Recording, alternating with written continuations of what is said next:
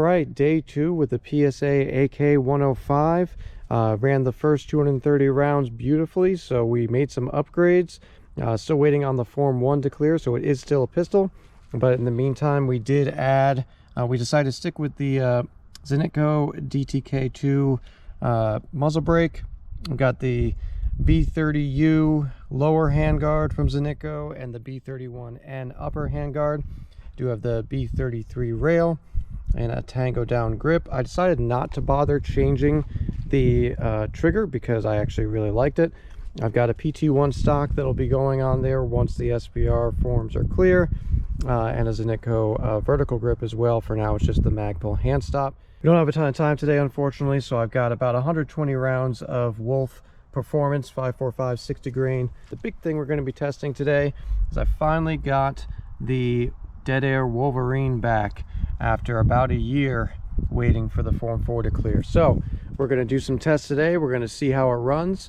Hopefully I won't need a K&S piston, so we'll see how it runs suppressed as well as unsuppressed, and see how it goes.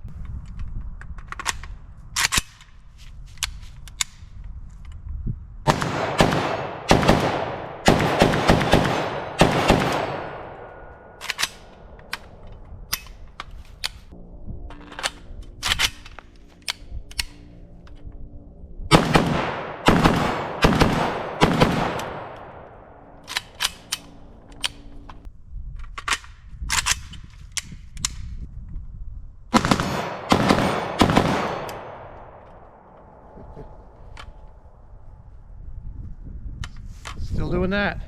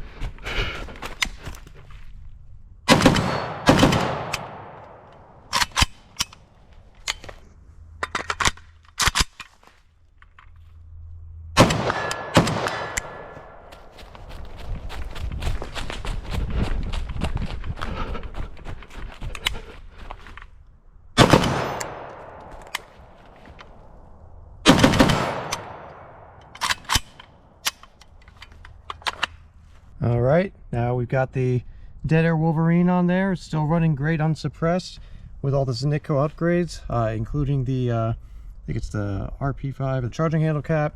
So now we're gonna see how it runs suppressed. Hopefully there's no hiccups.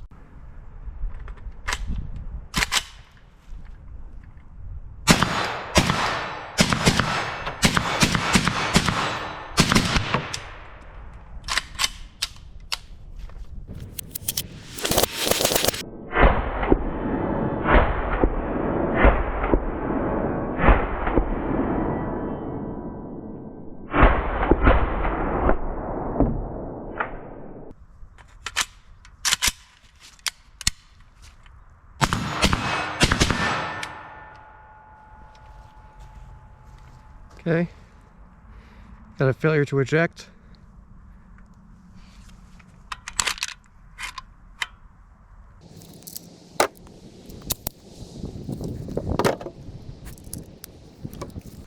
All right.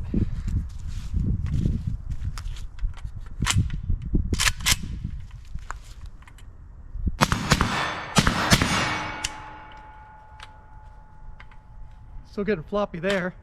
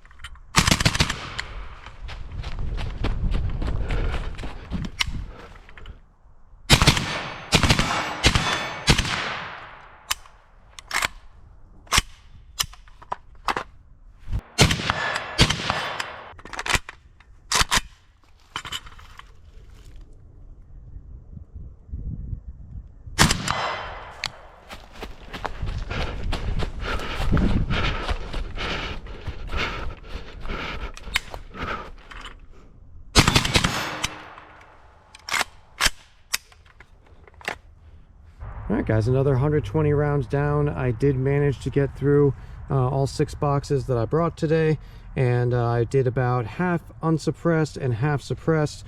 So 60 rounds through the Wolverine. I had 1 failure to eject, and I think it was the second mag, and then the rest ran flawlessly. So I take that so far as a win. I'll kind of continue to monitor it. The brace is definitely still unlocking really easily under rapid fire. So once that Form 1 is approved, I'll look forward to getting the PT1 stock on there. Otherwise, it's running great. I absolutely love it. One thing that's worth noting about the Wolverine, it is kind of a direct thread, but one thing that's really cool about it, you can see here, it is loosening a little bit right now, but because it's engaged with the pin, it actually can't unscrew, which is pretty cool. So that's one of the things that I liked about the design. You know, there's definitely a lot of issues with finding the right thread inserts, which, by the way, the AK-105 from PSA does require the 24 millimeter by 1.5 right hand, I believe it is, but it's the regular one, not the long one that the Krinkovs use. So one question I do anticipate is, you know, what does this build weigh right now? So with this current setup, it's just over 9.5 pounds. It's about 9 pounds 10 ounces with the with an unloaded mag. So that's unloaded but with a mag inserted. It will be a little bit heavier once I get the Zenitco stock on there, because that is going to be a little bit heavier than this pistol brace setup. So I'll update the weight once I get it all complete, but for now we're at about 9 pounds 10 ounces with the Wolverine on there. It's somewhere around 8.5 pounds or a little bit less than that, like 8 pounds 4 ounces maybe, without the Wolverine. Otherwise, ran great for me, you know, minus that 1 failure.